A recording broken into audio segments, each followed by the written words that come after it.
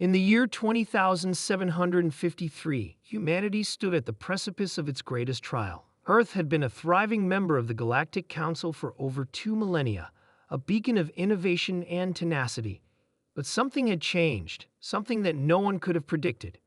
Earth, once revered as a powerful force among the stars, had become the object of scorn. It began with a simple vote, or rather, a decision made behind closed doors.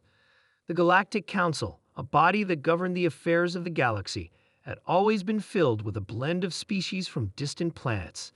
But as the years went by, tensions simmered beneath the surface. Humanity had always stood out, not for its technological prowess, but for its unwavering determination and moral code. The Council's representatives, many of whom had grown complacent in their power, began to resent the unpredictable nature of humans. They considered humanity's relentless growth and refusal to bow to authority as a threat to the status quo. The humiliating blow came during the Galactic Assembly of 20,753. The humans were summoned to defend their position as an equal member of the Council, a position that they had earned through years of blood, sweat, and sacrifice.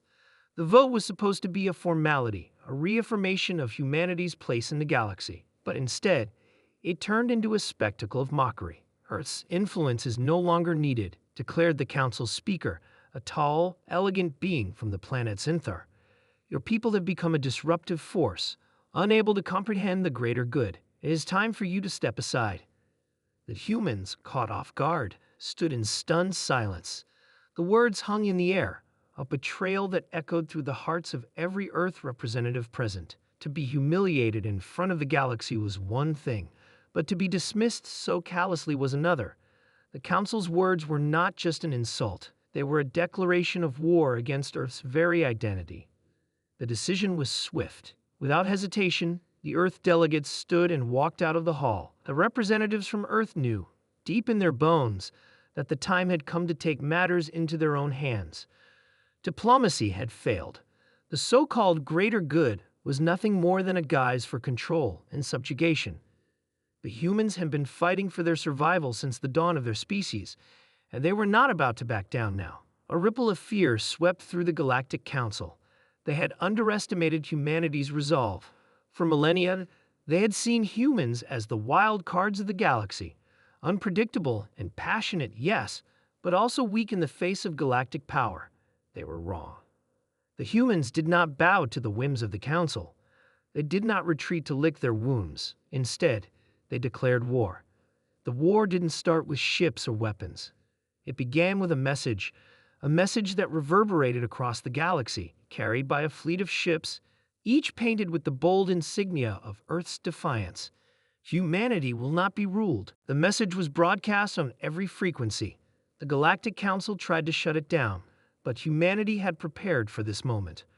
Earth had spent decades quietly building an alliance of like-minded systems, planets that shared humanity's defiance and desire for independence. These allies, many of whom had once been under the Council's thumb, rallied to humanity's side.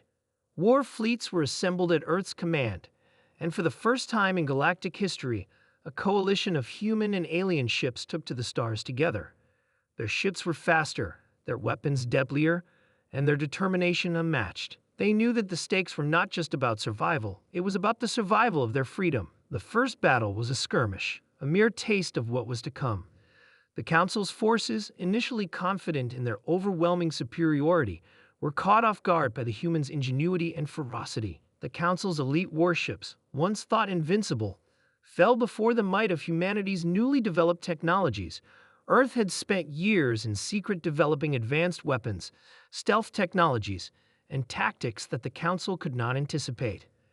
As the days turned into weeks and the weeks into months, the tide of war began to shift. Humans, united under a common banner, fought not just for Earth, but for every race and species that the Council had oppressed. One of the most decisive moments in the war came when a human fleet, led by Admiral Sarah Blackwood, engaged a massive fleet of Zintharian ships. The Zintharians, known for their superior size and strength, had thought their dominance over the battlefield was assured. But Blackwood had learned the Zintharian ways, adapted, and discovered their weakness. She deployed a daring strategy, luring the Zintharian ships into a narrow, asteroid-filled corridor.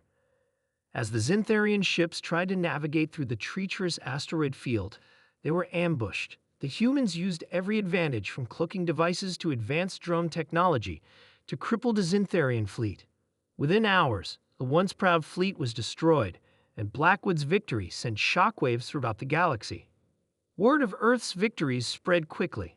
The once fractured alliances of humanity's allies grew stronger, while more systems defected from the Galactic Council's control. The tide was turning, and the Council, realizing that their grip on the galaxy was slipping, scrambled to respond. But it was too late. Humanity's war was not about revenge. It was about the survival of their spirit. They had been pushed to the edge, humiliated, and dismissed as irrelevant. But in their darkest moment, humanity had proved that they would never be crushed, never be silenced. As the final battle loomed, the Galactic Council realized that they had made a fatal mistake. They had underestimated the power of humanity's resolve, the fire that burned in their hearts. The humans had fought for their place in the galaxy for centuries, and they would not be denied again. The war would end with the signing of a peace treaty, one that would forever change the balance of power in the galaxy. Earth had not only secured its place among the stars, it had reminded the entire galaxy that no matter how far humanity had come, they would never back down, never bow to anyone. They had proven, beyond a shadow of a doubt, that the human spirit was an unstoppable force. In the end, the Galactic Council had been humiliated, not by the humans' actions, but by their own hubris. And humanity? They went on to build a new future, not just for themselves, but for all those who sought freedom from tyranny. Humanity, once again, had shown the galaxy what it meant to be truly free.